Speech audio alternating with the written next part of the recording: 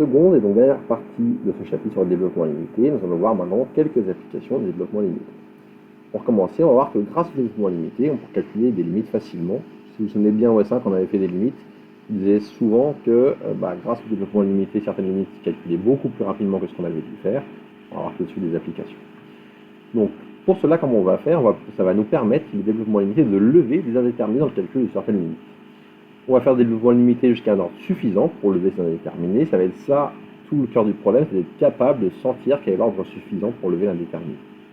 Donc exemple, ça va être l'exemple 7 qui est ici, pour voir qu'on veut cette limite, exemple 8 ici, et exemple 9. Donc ces trois exemples de calcul de limite seront regroupés dans l'exemple qui s'appelle 7, 8, 9. Dans les trois cas, de base, on a des formes indéterminées qu'on va lever grâce au développement limité.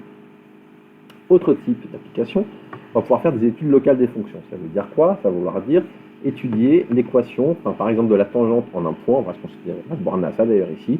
Donc si on va s'intéresser à ça, on va vouloir trouver l'équation de la tangente en un point, en 0 aussi pour fixer les idées. Alors vous pourriez me dire, oui mais l'équation d'une tangente, ça fait longtemps qu'on sait faire sans passer par le développement limité.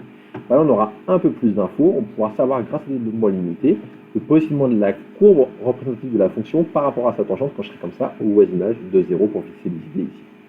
Donc pour ça, on fera un développement limité de f en 0. On s'arrêtera à un ordre dès qu'on va avoir un terme non nul, un terme non nul d'ordre de degré supérieur ou égal à 2. Si du coup on s'arrêtera au développement limité de la forme a0 plus a1x, donc je vais garder ça, plus un autre terme d'ordre supérieur ou égal à 2. Dès que j'en ai un, je peux m'arrêter. L'équation de la tangente à la courbe de f en 0 va être alors donnée par, je prends la partie de degré 1 pour l'équation de la tangente, a0 plus a1x, et je vais avoir deux cas de figure pour la position. Si ma puissance P est paire, par exemple si c'est vaut 2, la courbe ne traverse pas sa tangente voisinage de 0, et si AP est strictement positif, le coefficient qui est là, elle va rester au-dessus, et si ce coefficient ici est négatif, elle va être en dessous de la tangente. Si P est impair, par exemple P égale 3, la courbe va traverser sa tangente en 0, et on dit qu'on a un point d'inflexion, donc on va ni tout le temps en dessous, ni tout le temps au-dessus. Pareil, rien de mieux qu'un exemple pour comprendre. Exemple 10 ici, pour voir comment on étudie la tangente de ce point en 0. Exemple 11, on va faire une tangente aussi, mais là en pi sur 4. Voir comment, grâce au développement limité en 0, on peut dire des choses en un autre point qu'en 0, grâce à des changements de variables et des choses comme ça. Donc ça va être l'exemple 11 ici.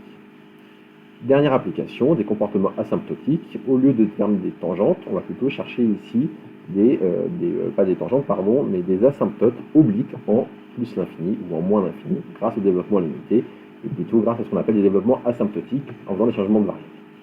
Donc ça va être le même genre d'idée qu'avant, et on va faire des exemples pour bien comprendre comment ça marche, toujours l'idéal.